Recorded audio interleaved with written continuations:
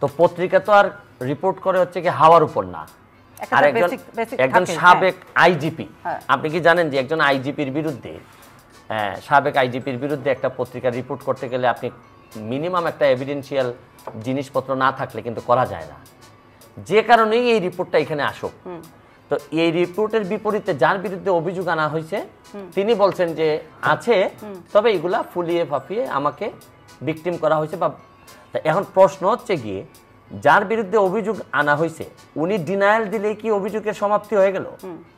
আর এতদিন পর্যন্ত প্রশ্ন হচ্ছে কি 31 তারিখে রিপোর্ট ছাপা হলো, এতদিন পর্যন্ত কেউ কোনো কথা বলছে না।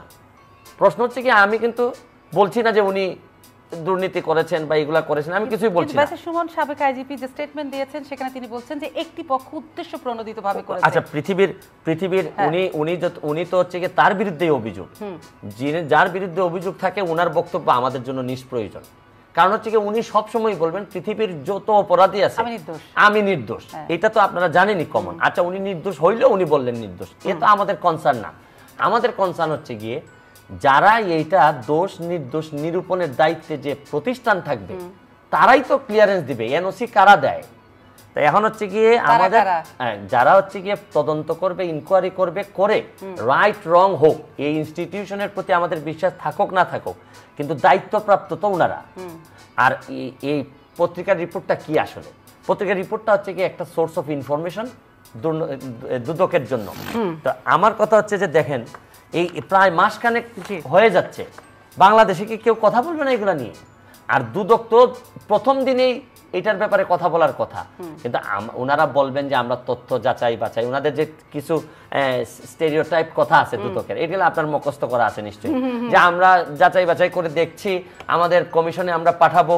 আর এই সব প্রক্রিয়ার কথা যখন বলবে তখনই আপনি বুঝবেন যে দুদক কিন্তু ধরেন এই যে এদের যে এনফোর্সমেন্ট টিম আছে এরা কিন্তু কিছু কিছু জায়গায় না বলেই চলে যাচ্ছে, গিয়ে তাদেরকে হাতে নাতে ধরতেছে। কিন্তু হাতে নাতে ধরতেছে যাদের, তারা অনেক ছোট। আর বড়দের ব্যাপারে বড় আসলেই দুদক কি বলে জানেন, যে আমরা যাচাই বাছাই করব, আমরা দেখব।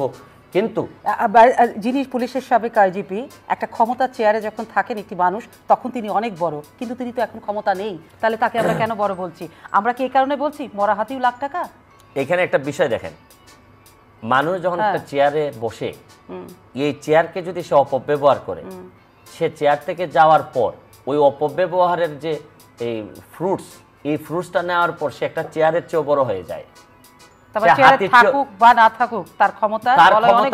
বলয় এত বেশি হয় যে প্রতিটা মানুষই তো কিছু ছাত্র রেখে যায়, প্রতিটা টিচার কিন্তু তার কিছু আদর্শের ছাত্র রেখে যায়। তার মানে তাহলে দুদকের অনীহাটা কিংবা পিছু টানটা কিংবা কোনো আগুনে কোন আগুনে হাত দিবে, কোনটাতে পুড়বে না, কোনটাতে ছাই হয়ে যাবে, সেটা কি দুদক অনুসন্ধান কি তাহলে বেছে বেছে করে?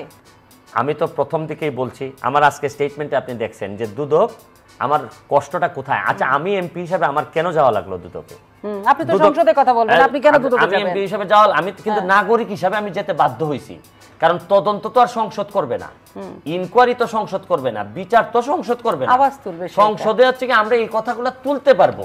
কিন্তু দুদকের সমস্যাটা কোথায় জানেন? দুদকের সমস্যা হচ্ছে কি দুদক নিজে নিজে স্টার্ট নেয় না, মানে অন্য কেউ জ্বালিয়ে দিলে জ্বলে ওঠে, ধাক্কা দিতে হয়। আমাদের ওই যে গাড়ি পুরাতন হইলে দেখছেন না কিরকম হয়, আপনি যে গ্রামে জানি না আপনি ছিলেন কিনা, যে ওই আমার বাবার ওইরকম একটা গাড়ি ছিল, তো ওইটা ওই যে ওই অনেকদিন আপনি পুরান হয়ে গেলে স্টার্ট নেয় না নিজে নিজে, তখন 2-3 জন সবসময় রেডি রাখতে হয় যে এই গাড়ি যখন চালা শুরু করতে হবে তখন 2-3 জন আইসা পিছনে ধাক্কা দেয়, এটা নিয়ম হয়ে গেছে। ধাক্কাটা দিয়েছেন আজকে দুদকে? আর দুদকের যে বিষয়টা আজকে দুদককে ধাক্কা দিয়েছেন যেটা দিছি, এটা হচ্ছে কি স্বাভাবিক নিয়মে তাদেরকে আমরা বলছি যে আমরাও আপনাদের সাথে আছি। আর দুদককে তো আপনি একা একা দুষতেও পারবেন না, হঠাৎ করে কেউ এই দেশে ইমাম সাহেব একটা প্রতিষ্ঠান হয়ে যায় না, কারণ একটা প্রতিষ্ঠানের অনেকগুলো লিমিটেশনস থাকে। এখন দুদককে তো আমরা তাও কথা বলার সুযোগ পাই, দুদককে আমরা বকাঝকা করার সুযোগ পাই, কিন্তু যারা আরো বড় বড় জায়গায় এগুলা কন্ট্রোল করেন, নিয়ন্ত্রণ করেন, কিন্তু দুঃখের বিষয় হচ্ছে গিয়ে বকাঝকা দেয় দুদকরে। কিন্তু দুদক যাদেরকে ভরসা করার কথা, দুদক যাদের কাঁধে মাথা রেখে সান্ত্বনা পাওয়ার কথা, তারা কি সান্ত্বনা পান? একটু খুরশিদ আলম সাহেবের কাছে যাই, মুখ্য আইনজীবী দুদক। আপনি শুনলেন এতক্ষণ আপনাদেরকে একটা ধাক্কা আবার দেওয়া হয়েছে, প্রায় মাঝে মাঝে উনি ধাক্কা আপনাদেরকে দেন, আপনাদের ঘুম ভাঙে। এবারের ধাক্কায় কি ঘুম ভাঙবে? প্রশ্ন হচ্ছে, উনি একটা কিন্তু লাস্টে কথা বলেছেন, আপনারা কখনো একা একা জ্বলে উঠেন না, কেউ জ্বালিয়ে দিলে তখন জ্বলেন। এই পেছন থেকে জ্বালাই কারা? বলেন, জি, প্রশ্ন এটাই তো উত্তর প্রশ্ন। দেন। এটাই প্রশ্ন জি, যে আপনারা একা একা জ্বলেন না, যতটুকু জ্বলেন বেছে বেছে জ্বলেন কেন? জি, এটা আপনাকে ধন্যবাদ। দেখুন, সুমন সাহেব কিন্তু প্রথমেই বলেছেন দুদক কিন্তু একা একা অনেক কাজ করছে এবং কিছু কিছু কাজ ছোট করে- ছোট ব্যাপারে কাজ করেছেন। দেখুন, এই যে ছোট বড় বলে কিছু না। হ্যাঁ। দুর্নীতি দমন কমিশন আইনে ছোট বড় বলে কিছু নাই, এবং আমাদের আর্টিকেল 27 অফ দি কনস্টিটিউশন সকল ব্যক্তি আইনের দৃষ্টিতে সমান। ছোট দুর্নীতি, বড় দুর্নীতি, আপনি ডিসক্রিমিনেশন করার কোনো স্কোপ নাই। না, ছিচকে চুরি আর ডাকাতি আর খুন অপরাধ তো না, আলাদা।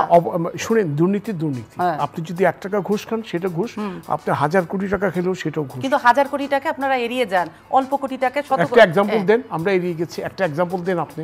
আপনারা আচ্ছা, এসালাম আচ্ছা। পারছেন, এসালাম পারছেন আচ্ছা, আপনারা শুনেন, করতে? Just minute. তাহলে 1 মাস হলো এই বেনজির সাহেবের ঘটনাটা আপনারা আপনারা আমলে করছেন কেন কিছু? নিলেন না? এসালাম সাহেবের কি হলো তাহলে? রাখেন, আপনাকে রাখলাম, বলি, বলেন। আপনার বেনজির সাহেবেরটা তো 20 দিন হয়েছে মাত্র। 31 তারিখ, মানে কতদিন হলে তাহলে নজরে 20 দিন। আসতো? দেখুন, 20 বছর। যেই বছর মানে যেই দিন পত্রিকায় খবর ছাপা হয় সেই দিনই একটি পত্রিকা দুদক কমিশনার মোহাম্মদ জহুরুলের একটা ইন্টারভিউ নিয়েছেন, জি। এবং সেখানে উনি বলেছেন ব্যক্তি আমাদের কাছে মুখ্য নয়। যে ডাটাগুলি যদি আমাদের কাছে আসে, আমরা যদি সেটা বাদ বিচার করে যদি মনে করি যে এটা আমাদের তফসিলভুক্ত অপরাধ এবং এটা আমরা করতে পারি, আইনে আমাদের ক্ষমতা আছে, আমরা অবশ্যই করব। ব্যক্তি এখানে মুখ্য না। সেই দিনের পত্রিকাতেই কিন্তু জহুরুল হক সাহেবের ইন্টারভিউটা আছে। কাজে আপনি দুদক অত্যন্ত ট্রান্সপারেন্ট। আর 20 দিনের মধ্যে তো আপনি এখানে আপনারটা একটা জিনিস আপনার যাচাই করতে তো সময় লাগে। নিউজ পেপারগুলো প্রত্যেক দিনই যখন একটা নিউজ আসে সে একটি নিউজ পেপারে তো এসেছে, একটি না, বেশ কয়েকটা বেশ কটা, তারপরে সে তো অনেকগুলোতে না। না, হ্যাঁ। একদিন আসেনি, পরপর পর 2-3 দিন কিছু আসছে। সিরিয়াল এসেছে, তো হ্যাঁ। প্রত্যেকটা জিনিস তো আমাকে কম্পাইল করে দেখতে হবে এবং দেখার পরে নিজে একটা দুদক সিদ্ধান্ত নিয়ে সুমোটো প্রসিড না, করবে। ওনার আবেদনটা আমাদের আজকে ওনার কথার আবেদনটা জায়গাটা তো- কি? না, না, আজকে যে ওনার- অনুসন্ধান করার জন্য উনি আবেদন করেছেন, সেটা করার আগেও এই পত্রিকায় যে ঘটনা আসলো বেনজির সাহেবের এই সম্পদ সাম্রাজ্য নিয়ে, সেটা কি আপনারা আমলে তখন নিয়েছিলেন নাকি? না, দেখুন, পত্রিকার আসছে তো 31 তারিখ। 20 দিন হলো। হ্যাঁ, 20 দিন হলো। ওই 20 দিনের মধ্যে কোনো ধরনের আপনাদের নজরদারি কি ছিল? আপনার তো রেজাল্ট শুনতেই তো 2-3 মাস মিনিমাম লাগবে। একটা জিনিস, একটা তথ্য জোগাড় করা তো চারটিখানি না, ব্যাপার না। মানে কিন্তু ওই রিপোর্টগুলো আপনারা আমলে নিয়েছিলেন অবশ্যই অবশ্যই, ওয়াই নট? নাকি ব্যক্তি সুমন যখন গেল সেটাকে গুরুত্ব না না দিচ্ছেন? না না না, ব্যক্তি সুমন যখন গিয়েছে, একজন স্পিরিটেড পারসন, উনি যখন একটা দরখাস্ত দিয়েছে, সেটা আমরা অত্যন্ত ওনাকে স্বাগত জানাই এবং ওনার জিনিসটা আমরা গুরুত্ব সহকারে নিই। শুধু ব্যারিস্টার সুমন বলে কথা না, যে কোনো ব্যক্তি, ইভেন কি নাম প্রকাশে অনিচ্ছুক কোনো ব্যক্তি যদি দরখাস্ত দেয়, সেই দরখাস্তের মধ্যে যদি ক্রেডিবল ইনফরমেশন থাকে, অবশ্যই সেটা দুর্নীতি দমন কমিশন খুবই গুরুত্ব সহকারে নেয়। তাহলে এখন এই বিষয়টি নিয়ে যেটা নিয়ে আজকে আমরা কথা বলছি, সেটিতে আপনাদের অগ্রগতিটা কি? না, দেখুন, কিছু আইনি প্রক্রিয়া আছে, বিধি। উনি তো বললেন স্টেনোটাইপিস্ট সাহেব, আমরা কথা বলি, আমরা তো কথা বলি আইনের দ্বারাই, বিধি দ্বারা। বিধির বাইরে আমরা কথা বলতে পারি না, আইনের বাইরে কথা বলা যায় না। এবং আইন বিধির যদি আমি বাইরে যাই, যে কোনো একজন ব্যক্তি এসে হাইকোর্টে বলবে যে উনি বিধি ভঙ্গ করছেন। এই বিষয়টাতে আপনাদের অনুসন্ধান করার কোনো ইয়ে যে আছে, দেখুন, মনোবৃত্তি আছে? এটা যখন উনি যখন একটা অ্যাপ্লিকেশন দিয়েছেন, জি, জি, জি। ওই অ্যাপ্লিকেশনটা যে কোনো ব্যক্তি যখন একটা অ্যাপ্লিকেশন ওখানে দাখিল করে বক্সে ফেলে, সেটা উঠিয়ে যাচাই বাছাই একটা টিম আছে, যাচাই বাছাই টিমের কাছে যায়। যাচাই বাছাই টিম এটা যাচাই বাছাই করে ওনার একটা রিপোর্ট দেয়। সেই রিপোর্টটা যায় বিফোর দ্য কমিশন সেই যাচাই বাছাই রিপোর্টের ভিত্তিতে তার সিদ্ধান্ত জানায় এটা অনুসন্ধানের জন্য নেওয়া হবে কি না। আরেকটা জিনিস আমি জানতে চাই, ম্যাম, না, আমি শেষ করি, হবে একটু কি না, শেষ করি। কিন্তু বড় বড় এই ধরনের ঘটনাগুলোকে যখন আপনারা হ্যান্ডেল করেন, তখন এই জিনিসগুলো আপনারা, মানে আমি বড় বড় খোলাসা করে কথা বলে অত রাগটাগ করে বলতে পারি না। আমরা যখন দেখি রাজনৈতিক বিষয়গুলো আসে বিরোধী পক্ষ, তখন আপনারা যতটা একদম তড়িৎ গতিতে যান, কিন্তু এই ধরনের ঘটনাগুলো আসলে ততটাই কি দ্রুত গতিতে আপনারা যান, নাকি আপনারা চুপসে যান, ভয় পান, পিছু হটে আসেন, চাপ আসে? শুনেন, মানে আমি আসে বলছি, কিন্তু দুদকে চাপ বলে কিছু নাই, দুদকে চাপ বলে কিছু নাই। গাড়ি যখন কেউ ধাক্কা দেয় পিছন থেকে, তখন তো সে চাপ করতেই থাকে। এটা সুমন সাহেব একটা উপমা দিল আর কি। উনি তো এটা কি সঠিক না বেঠিক? অবশ্যই সঠিক না, অবশ্যই সঠিক না। কারণ দুর্নীতি দমন কমিশন তার আইন বিধির আওতার বাইরে সে কোথাও যেতে পারবে না। এখানে ধাক্কা দেওয়ার কোনো প্রভিশন নেই। কিসের ধাক্কা দিবেন আপনি? এখানে ফেস টু ফেস কাজ হচ্ছে।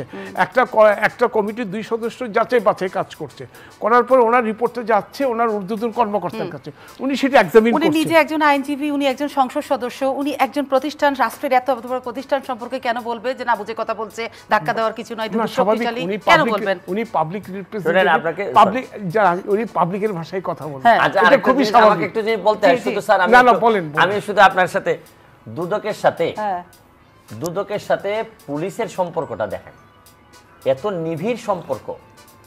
একটা ভাইরাল একটা ইস্যু আছে যে পুলিশের বিচার করতে গিয়ে দুদক নিজেই এইটার সাথে জড়িয়ে গিয়ে দুইজনই জেলে। এটা আপনার মনে আছে কিনা? যে দুদকের একজন ডিডি মনে হয় না ডিরেক্টর ডিরেক্টর ওই পুলিশ মিজান সাহেবের বিচার করতে গিয়ে বাসির বাসির